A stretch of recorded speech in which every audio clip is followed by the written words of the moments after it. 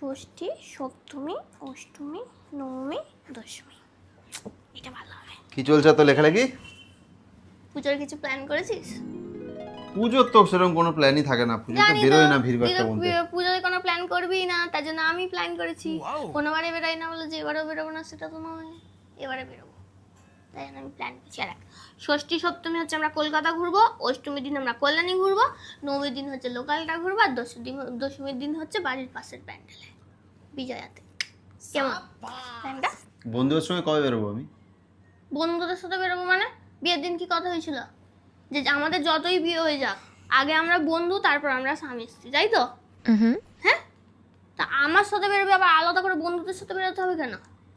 তো বেরোবো না ওদের সঙ্গে? আচ্ছা, মানে যখন ঘরের কাজ তার বেলায় আমি বউ, আর যখন ঘুরতে যাওয়া পার্টিতে যাওয়া তখন হচ্ছে বাইরের বন্ধু, তাই তো? হ্যাঁ, ঠিক আছে, যা বন্ধুদের সাথে বেরোবে যা।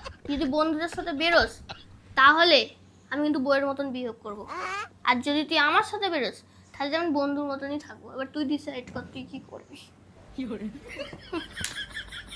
ভেবে বলবি। শোন, আমাকে তো ওদের সঙ্গে একদিন বেরোতে হবে, বেরোতে হবে তো। বেরোতে হবে কেন সেটাই তো বলছি আমি।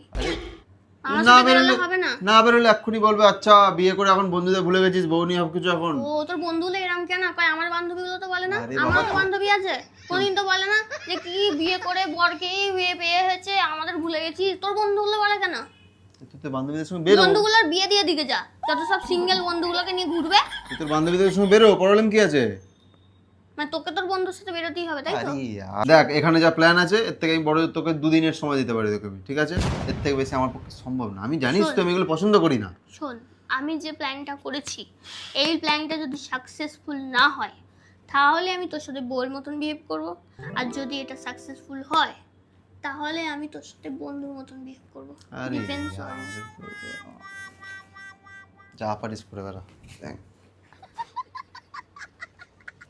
বেশি ছাড় দিয়ে ফেলছে একেবারে, কোনো জিনিস নিয়ে মানে এক্সাইটমেন্ট নেই, সবসময় ব্যাকরা দিতে হয়।